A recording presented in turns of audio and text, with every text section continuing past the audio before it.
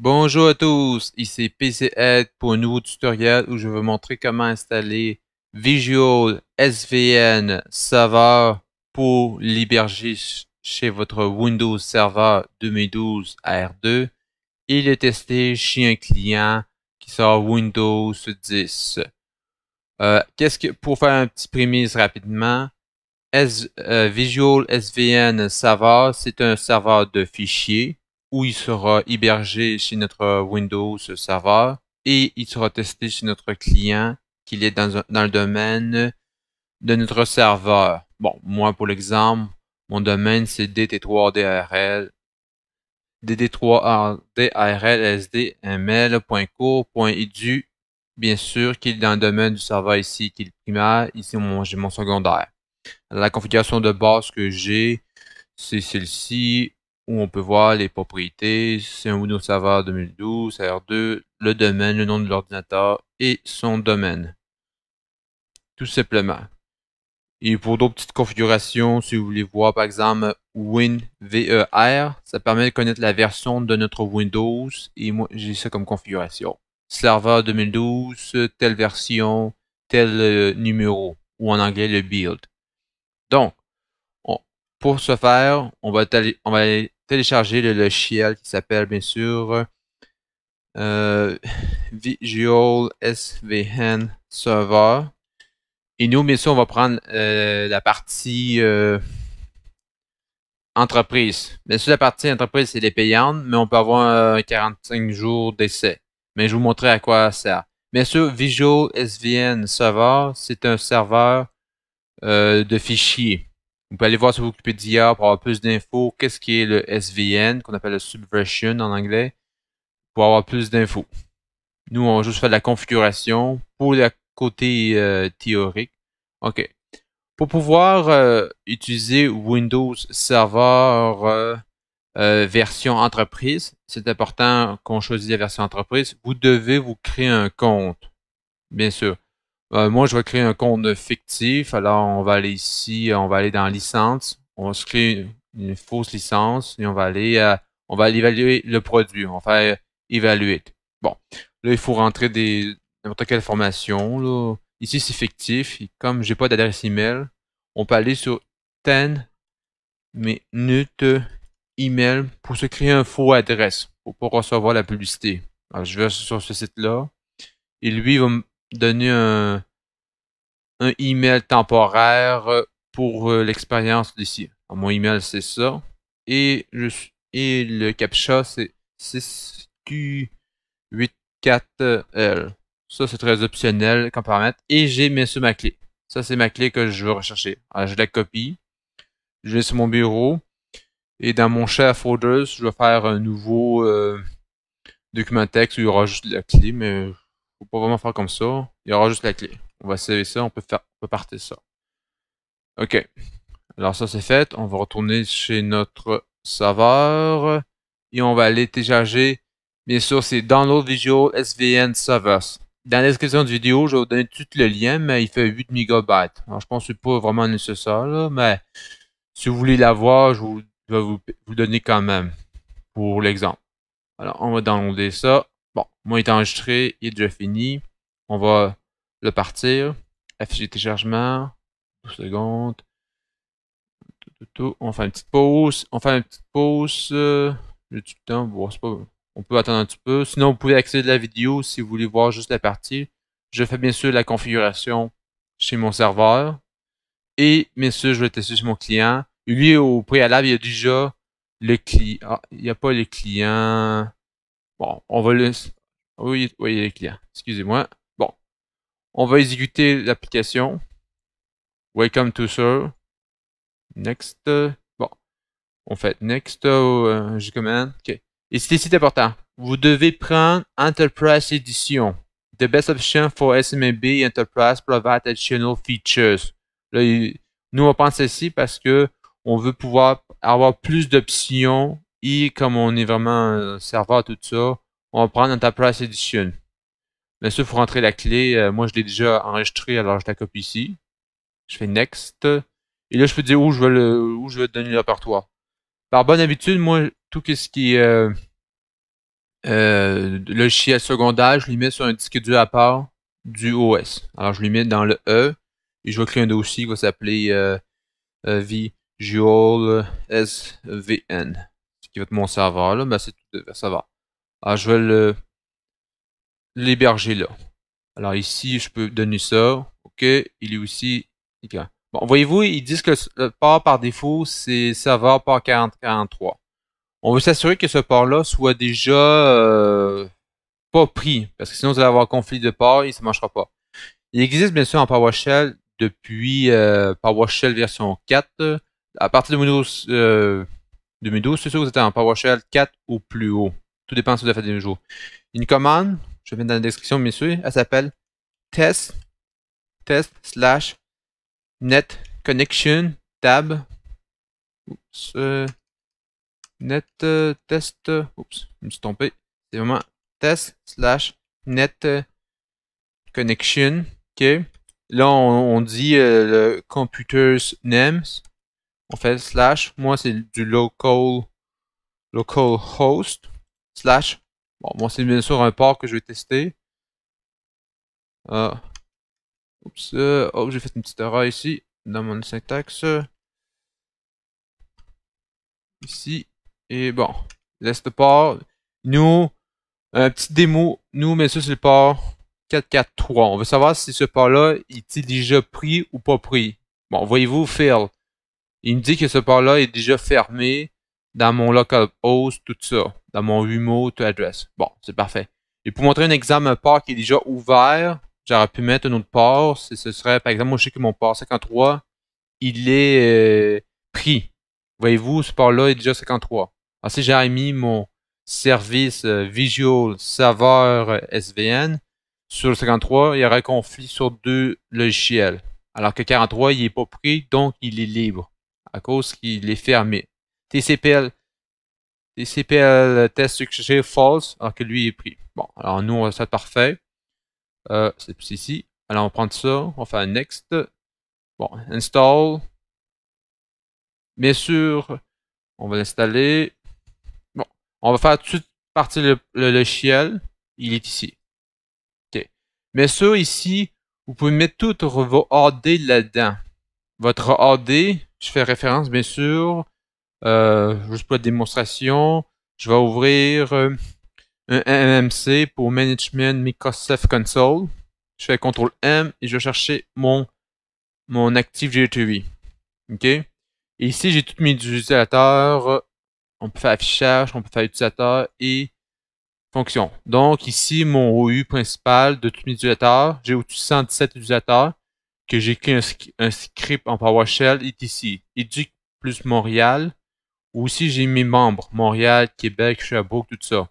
Dans Montréal, j'ai bien sûr toutes ces par division. C'est division de la direction, de IT, de maths, de ressources humaines et de vente.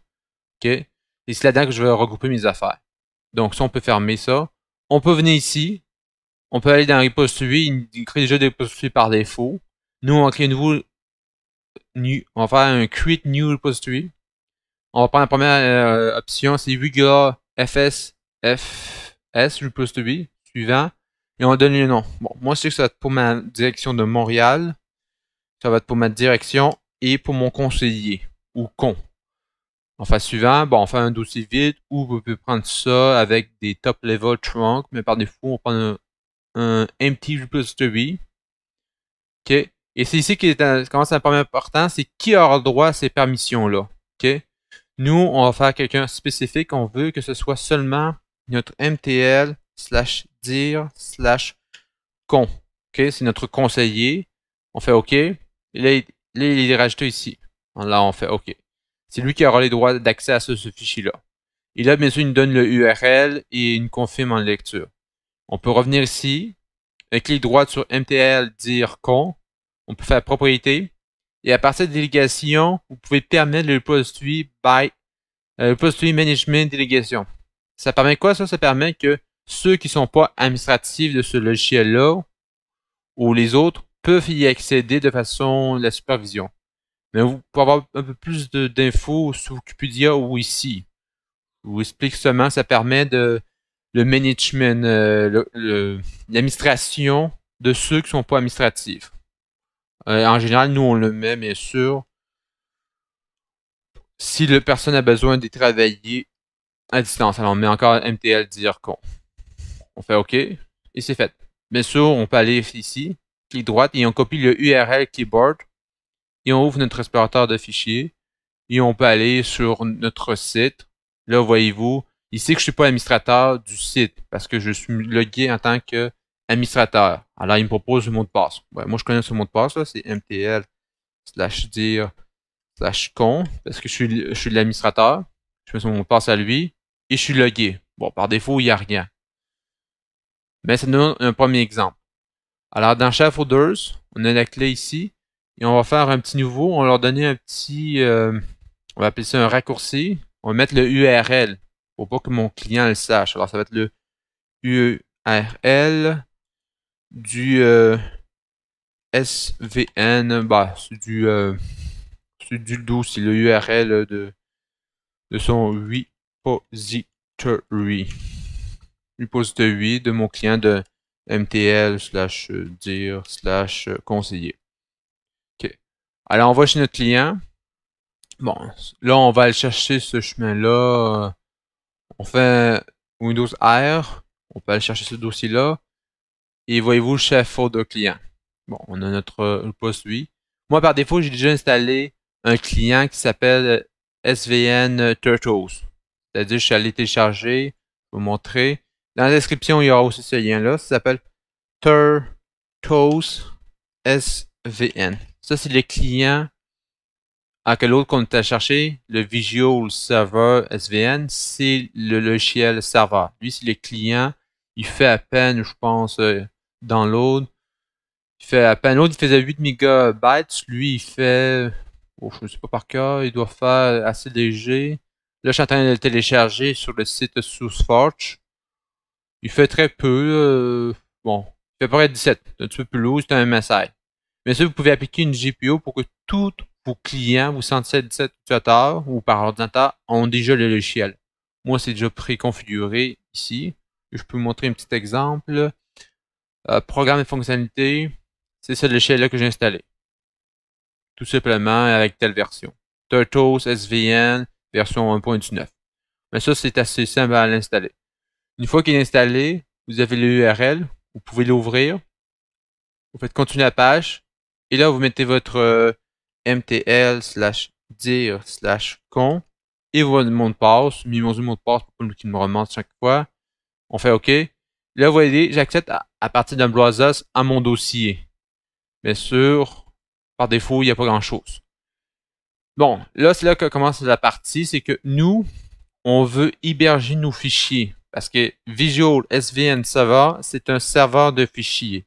Et nous, on est chez client, on va se créer un dossier. Ça va être notre dossier, appelez-le comme vous voulez, moi SVN. OK, c'est notre SVN. Et on fait un clic droit et on peut faire un SVN checkout. C'est-à-dire que tout ce que je vais mettre là-dedans, ce sera à partir de mon serveur, le URL que j'avais tantôt. Alors, il est ici. Moi, par exemple, c'est acheté WinServer 2012 avec le domaine, le cours. On va faire OK. On a fait le certificat permanent et c'est fait. Là, automatiquement, si je fais F5, je ne sais pas s'il va me donner des dossiers. Bon. Je sais qu'avec, vous pouvez dans les paramètres rajouter un petit logo pour que vous puissiez voir des petites images côté voir. Bon, voyez-vous, c'est ça que je faisais référence. Il met un petit logo pour dire qu'il est synchronisé avec le serveur. Avec le temps, vous allez voir d'autres icônes de votre dossier en fonction s'il est à jour ou pas à jour ou s'il y a des problèmes. Il y a beaucoup de icônes, je n'irai pas en détail, mais si vous voulez avoir plus d'infos, vous pouvez aller dans Settings.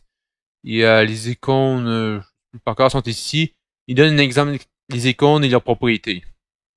Okay, normal, modifié, conflit, read only, delete. Ça, c'est les principales. Okay? Mais on ne s'attendra pas à ça.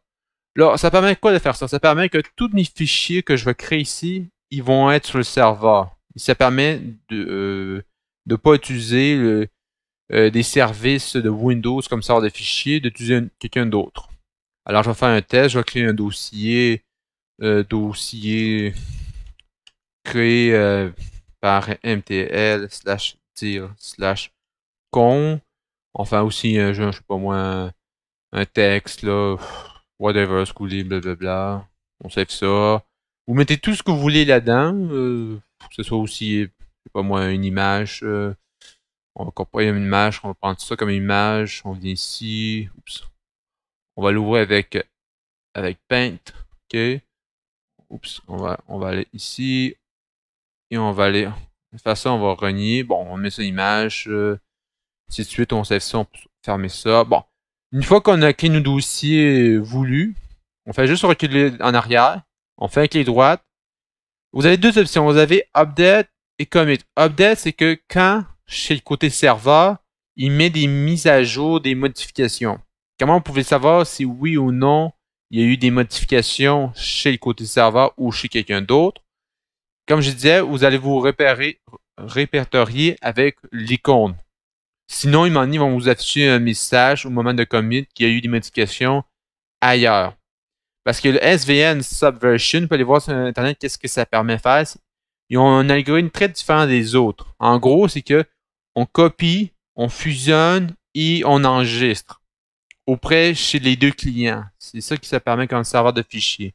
C'est très sommaire comme description, mais si vous voulez plus d'infos, vous pouvez aller voir sur Internet. Donc, nous, on a créé là-dedans, on a fait des modifications et là, on veut l'envoyer chez le serveur. Alors, on fait SVN commit, c'est-à-dire l'envoyer.